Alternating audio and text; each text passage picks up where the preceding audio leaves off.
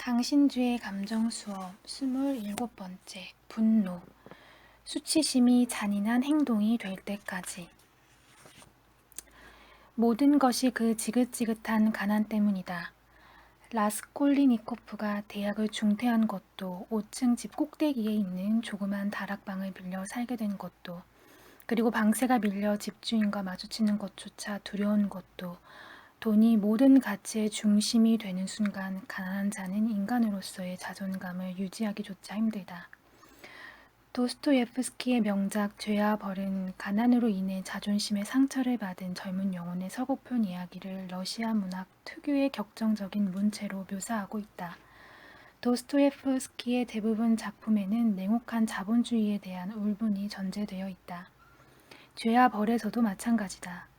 로샤라는 애칭으로 불리는 라스콜리니코프도 돈이 필요한 이웃을 등쳐먹고 그들의 자긍심을 파괴하는 전당포 노파알로나 이바노브나에 대해 깊은 분노를 느끼고 그녀를 살해하는 죄를 저지르기 때문이다. 이미 전당포를 처음 찾을 때부터 라스콜리노프는 그 수전노 때문에 수치감으로 몸을 떨었던 적이 있다. 마침 전당 잡힐 만한 물건이 2개 있었다. 하나는 오래된 아버지의 은시계였고 다른 하나는 여동생이 헤어지면서 기념으로 선물한 붉은 보석이 3개 박힌 작은 금반지였다. 그는 금반지를 가져가기로 했다. 노파의 집을 찾아냈을 때 그는 그녀에 대해 아는 바가 전혀 없음에도 불구하고 처음 본 순간부터 억누를 수 없는 혐오감을 느꼈다. 물론 그것은 돈이 없어서 소중한 물건을 팔 수밖에 없는 라스콜리니코프의 자격지심이나 수치심일 수도 있다. 그렇지만 그에게 이런 감정을 불어넣은 것은 전당포에 들려 급전을 얻으려는 인간을 업신여기는 노파의 태도 때문이었다. 하지만 수치심이 무자비한 살인행위로 이어지기까지는 아직 한 단계 절차가 더 필요하다. 그것은 바로 분노다. 분노는 타인에게 해악을 끼친 어떤 사람에 대한 미움이다. 스피노자는 또한 분노에 대해 더 명료하게 말했던 적이 있다. 우리와 유사한 대상에게 불행을 준 사람에 대해 분노한다고 말이다. 자신과 유사한 대상, 즉 라스콜리니코프의 경우에 그것은 바로 돈 없는 평범한 이웃들이다. 돈이 없어 자신의 딸 소냐를 창년으로 보낼 수밖에 없었던 어느 퇴역관리, 자신에게 돈을 보내느라 가정교사로 있던 집에서 봉변을 당해도 그만두지 못하는 여동생 두냐, 전당포 노파가 노예처럼 부려먹는 이복 여동생 등.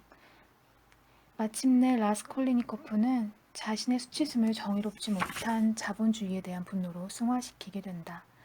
자신에게 가해진 수치심이 단지 자신만이 아니라 대부분 비슷한 처지에 있는 사람을 괴롭히고 있다는 사실을 아는 순간 수치심의 대상은 정의롭지 않은 대상으로, 그래서 반드시 제거해야 할 악으로 드러나게 된다.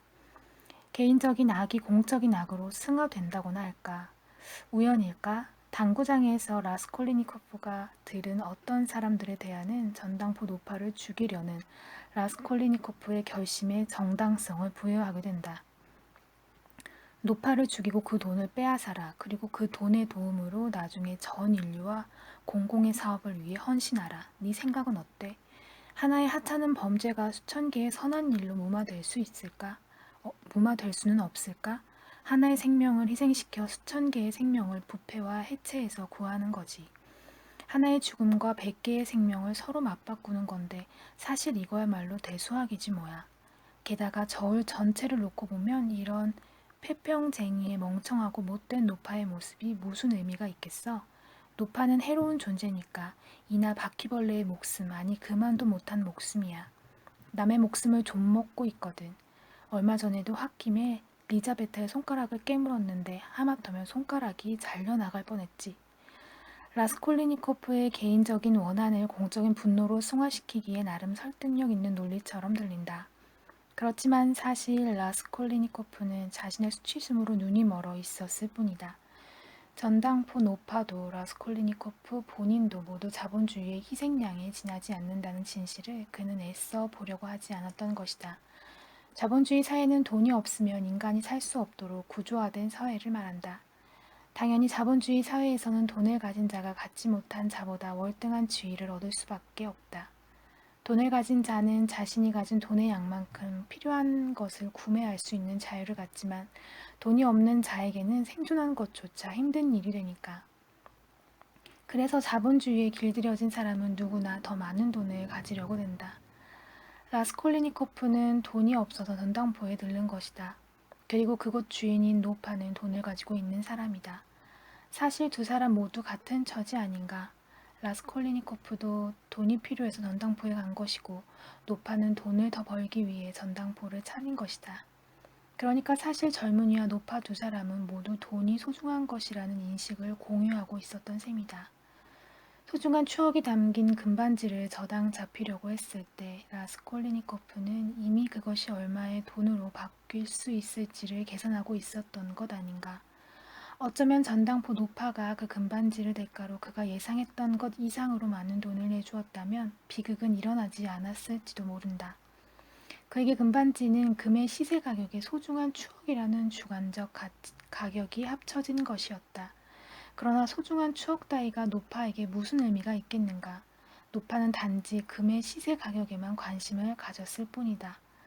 물론 모든 전당포 주인이 그러하듯 노파는 시세 가격보다 낮게 가치를 매겨 돈을 주려고 했지만 말이다.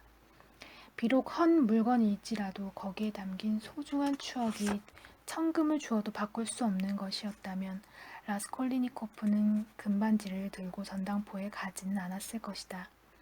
자본주의의 사회에서 소중한 추억이 깃든 물건이 무슨 가치가 있겠는가? 개인에게는 천금의 가치가 있다고 하더라도 타인에게는 그저 낡은 중고품에 지나지 않는다. 바로 이 대목이다. 라스콜리니코프가 느낀 모멸감은 사실 전당포 노파로 인해 생긴 것이 아니다. 그가 느낀 수치심의 진정한 원인은 소중한 추억이라는 주관적 가치를 돈으로 환산하는 자신의 무의식적인 자본주의 근성, 그리고 동시에 자신이 부여한 가치를 탐욕스러운 노파에게 철저히 부정되었다는 자괴감에서 찾아야 하지 않을까? 그렇지만 아직 여리기만 한 그가 수치심의 진정한 원인을 자신에게서 찾아내기란 힘든 일이다. 그러니 라스콜리니코프는 전당포 노파에게 모든 악을 되돌려 버렸던 것이다. 죄와 벌은 자신이 저지른 살인죄를 죄라고 인정하지 않는 어느 청년의 분노를 다루고 있다. 하지만 소냐라는 창녀를 만나면서 불행한 청년 로자는 자신이 죄를 저질렀다는 사실을 인정하게 된다. 분노는 타당한 것이었지만 자신에게는 한 인간을 단죄할 수 있는 권능이 없다는 것을 자각한 것이다. 마침내 라스콜리니코프의 분노는 강한 죄의식으로 탈바꿈하고 만다. 하지만 너무 때늦은 반성 혹은 너무 무기력한 반성 아닌가. 불행한 청년은 끝내 자신도 혹은 전당잡이 노파도 모두 자본주의라는 냉혹한 사회구조의 희생양에 지나지 않는다는 인식에 이르지는 못한다. 라스콜리니코프가 지혜로웠다면 그는 자신이나 노파를 모두 돈의 노예로 만든 자본주의에 대해 분노를 표출했을 것이다. 라스콜리니코프는 몰랐던 것이다. 전당포 노파를 죽여도 다시 누군가가 또 전당포를 차릴 것이라는 사실을, 그리고 돈이 필요해서 소중한 추억이 녹아있는 물건을 들고 또 누군가는 다시 전당포 앞을 서성거릴 것이라는 현실을. 어쩌면 바로 이 점이 도스토옙스키 문학의 가능성이자 한계일지도 모른다. 체제에 돌려야 할 분노를 인간에게 돌리고 있는 전전긍긍하는 개인.